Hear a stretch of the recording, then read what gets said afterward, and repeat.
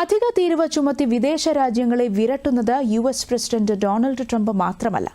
ട്രംപിനെ പ്രീതിപ്പെടുത്താൻ പലരും ധൈര്യപ്പെടുന്നു. NATO secretary general mark റൂട്ടെയാണ് ട്രംപിന്റെ വക്കാലത്തുമായി ഏറ്റവും ഒടുവിൽ രംഗപ്രവേശം ചെയ്തിരിക്കുന്നത്. റഷ്യയുമായുള്ള വ്യാപാര ബന്ധം അവസാനിപ്പിച്ചില്ലെങ്കിൽ ഇന്ത്യ, ചൈന, ബ്രസീൽ രാജ്യങ്ങൾക്ക് ഉപരോധം ഏർപ്പെടുത്തുമെന്നാണ് മാർക്ക് റൂട്ടെയുടെ ഭീഷണി. നാറ്റോയ്ക്കോ മാർക്ക് റൂട്ടെയ്ക്കോ ഉപരോധം ഏർപ്പെടുത്താൻ കഴിയില്ലെന്നിരിക്കെ നാറ്റോ തലവൻ ട്രംപിനെ പ്രീതിപ്പെടുത്താൻ ശ്രമിക്കുന്നുവെന്നാണ് ആരോപണം. US-നോട് കളിക്കരുതെന്നും വേണ്ടിവന്നാൽ ബ്രിക്സ് കൂട്ടായ്മയെ എന്നേക്കുമായി അവസാനിപ്പിക്കുമെന്നും ട്രംപിന്റെ ഭീഷണി. നാറ്റോ സെക്രട്ടറി ജനറൽ മാർക്ക് റൂട്ടെയ്ക്ക് ഇതെന്തിന്റെ കേടാണെന്ന് ആരും ചോദിച്ചു പോകും. റൂട്ടെയുടെ ചില പരാമർശങ്ങളാണ് മറ്റുള്ളവരെ കൊണ്ട് ഇത്തരത്തിൽ ചിന്തിപ്പിക്കുന്നത്. റഷ്യയുമായി വ്യാപാര ബന്ധം തുടർന്നാൽ ഇന്ത്യയ്ക്കും ചൈനയ്ക്കും ബ്രസീലിനും ഉപരോധം ഏർപ്പെടുത്തുമെന്നാണ് മാർക്ക് റൂട്ടെയുടെ ഭീഷണി. അതുകൊണ്ടും തീർന്നില്ല റൂട്ടെയുടെ ആവശ്യം. ഈ 3 രാജ്യങ്ങളും റഷ്യൻ പ്രസിഡന്റ് വ്ളാഡിമിർ പുടിനെ വിളിച്ച് യുക്രൈനുമായുള്ള യുദ്ധം നിർത്താൻ ആവശ്യപ്പെടണം. സമാധാനത്തിന് സമ്മതിപ്പിക്കണം. ഇതെല്ലാം അവഗണിച്ച് റഷ്യയുമായി വ്യാപാരം തുടർന്നാൽ 100% ദ്വിതീയ ഉപരോധം ഏർപ്പെടുത്തുമെന്നും റൂട്ടെ പറഞ്ഞു. ഒരു 3ാം കക്ഷി രാജ്യത്തിനുമേൽ ചുമത്തുന്നതാണ് ദ്വിതീയ ഉപരോധം.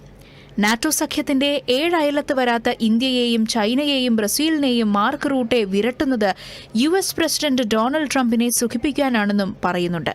50 ദിവസത്തിനുള്ള റഷ്യ-യുക്രൈൻ സമാധാന കരാർ ഉണ്ടായില്ലെങ്കിൽ റഷ്യൻ ഉൽപ്പന്നങ്ങൾ വാങ്ങുന്നവർക്കുമേൽ 100% നികുതി ചുമത്തുമെന്നും യുക്രൈന് പുതിയ ആയുധങ്ങൾ നൽകുമെന്നും ഡൊണാൾഡ് ട്രംപ് ഭീഷണിപ്പെടുത്തിയിരുന്നു. അതിനു പിന്നാലെയാണ് ഇന്ത്യയ്ക്കും ചൈനയ്ക്കും ബ്രസീലിനുമെതിരെ NATO secretary general Mark Rutte ഭീഷണിയുമായി രംഗത്തെത്തിയത്. ആഴ്ചകൾക്ക് മുൻപ് റഷ്യയുമായി വ്യാപാരം നടത്തുന്ന രാജ്യങ്ങൾക്ക് 500% തീരുവ നിർദ്ദേശിക്കുന്ന ബില്ല് സെനറ്റർ ലിൻസെ ഗ്രഹാം അവതരിപ്പിച്ചതും വിവാദമായിരുന്നു. തന്റെ ഇഷ്ടക്കാരിലൂടെ റഷ്യയെ സമ്മർദ്ദത്തിലാക്കാൻ ട്രംപ് ശ്രമിക്കുന്നതിന്റെ തെളിവാണ് ചിലരുടെ വെളിവില്ലാത്ത പ്രസ്താവനകളെന്നും ഇതിനകം ആക്ഷേപം ഉയർന്നിട്ടുണ്ട്. അല്ലെങ്കിലും മാർക്ക് റൂട്ടെയ്ക്ക് ട്രംപിനോടുള്ള വ്യക്തി ആരാധന മുൻപും അന്താരാഷ്ട്ര മാധ്യമങ്ങൾക്കും സമൂഹ മാധ്യമങ്ങൾക്കും വാർത്തയായിരുന്നു. ഹേഗിൽ നടന്ന നാറ്റോ ഉച്ചകോടിക്കിടെ വാർത്താ സമ്മേളനത്തിൽ ട്രംപിനെ മുന്നിലിരുത്തി റൂട്ടെ അദ്ദേഹത്തെ ഡാഡി എന്ന് വിളിച്ചത് സമൂഹമാധ്യമങ്ങൾ ഏറെ വിമർശിക്കുകയും കളിയാക്കുകയും ചെയ്തിരുന്നു.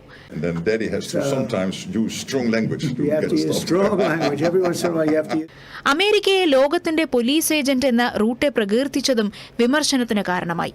ഇതിനെല്ലാം പുറമെയാണ് ഇപ്പോൾ ട്രംപിനു വേണ്ടി ബ്രിക്സ് കൂട്ടായ്മയ്ക്ക് ശക്തമായ നേതൃത്വം നൽകുന്ന ഇന്ത്യയെയും ചൈനയെയും റഷ്യയെയും ഓലപ്പാമ്പ് കാണിച്ച് മാർക്ക് റൂട്ടെ വിരട്ടാൻ ശ്രമിക്കുന്നത്.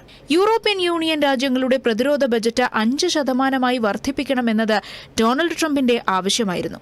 പല യൂറോപ്യൻ രാജ്യങ്ങൾക്കും അതിൽ എതിർപ്പുണ്ടായിരുന്നു. ട്രംപിന്റെ അപ്രീതിയുണ്ടാകാതിരിക്കാൻ യൂറോപ്യൻ രാജ്യങ്ങളെ കൊണ്ട് അത് സമ്മതിപ്പിച്ചത് മാർക്ക് റൂട്ടെയായിരുന്നു. യൂറോപ്യൻ രാജ്യങ്ങളുടെ പ്രതിരോധ ബജറ്റ് 2% എത്തുന്നത് തന്നെ അപൂർവമായ കാലത്താണ് നാറ്റോ സെക്രട്ടറി ജനറലിന്റെ കീഴടങ്ങൽ എന്നതും ശ്രദ്ധേയം. ട്രംപ് പുടിൻ ബന്ധം വഷളാകുന്നതിന്റെ സൂചനകളും മാർക്ക് റൂട്ടെയുടെ ഭീഷണിയിലുണ്ടെന്ന് അനുമാനിക്കുന്നവരുമുണ്ട്. അധികാരത്തിലേറിയാൽ 24 മണിക്കൂറിനുള്ളിൽ റഷ്യ-യുക്രൈൻ യുദ്ധം അവസാനിപ്പിക്കുമെന്ന് കിട്ടുന്ന വേദികളിലെല്ലാം ഡൊണാൾഡ് ട്രംപ് ഗീർവാണം മുഴക്കിയിരുന്നു. അതിനായി വ്ളാഡിമിർ പുടിനെ പുകഴ്ത്തുകയും യുക്രൈൻ പ്രസിഡന്റ് വൊളോഡിമിർ സെലൻസ്കിയെ പരസ്യമായി അവഹേളിക്കുന്നതും ലോകം കണ്ടു. ചില ലക്ഷ്യങ്ങൾ മനസ്സിലൊളിപ്പിച്ച് ട്രംപ് റഷ്യയുമായി കൂടുതൽ അടുക്കാൻ നടത്തിയ നീക്കങ്ങളൊന്നും ഫലം കണ്ടില്ല. പുടിൻ ഒന്നിലും വഴങ്ങാതെ വന്നതോടെ ഭീഷണിയുടെ സ്വരമാണ് ട്രംപിനിപ്പോൾ. പുടിനെ ഭീഷണിപ്പെടുത്തി സമ്മർദ്ദത്തിലാക്കാൻ നിയോഗിച്ച ചട്ടമ്പിയുടെ റോളെടുക്കുകയായിരുന്നു NATO secretary general Mark Rutte എന്ന് കരുതുന്ന അന്താരാഷ്ട്ര നിരീക്ഷകരുമുണ്ട്. മാർക്ക് റൂട്ടെയ്ക്കോ നാറ്റോ സഖ്യത്തിനോ ഇന്ത്യയ്ക്കും ചൈനയ്ക്കും ബ്രസീലിനും മേൽ വ്യാപാര ഉപരോധം ഏർപ്പെടുത്താനുള്ള അധികാരമില്ല. അപ്പോൾ പിന്നെ ട്രംപിന്റെ പ്രീതി നേടുക എന്നതിനപ്പുറം തന്റെ വാക്കുകൾ കഴമ്പില്ലാത്തതാണെന്ന് മാർക്ക് റൂട്ടെയ്ക്കും അറിയാം. അതുമല്ലെങ്കിൽ യുക്രൈന് തടഞ്ഞുവെച്ച ആയുധ സഹായം പുനരാരംഭിക്കുമെന്ന് ട്രംപ് പറഞ്ഞതിനോടുള്ള നന്ദി പ്രകടനവുമാകാം.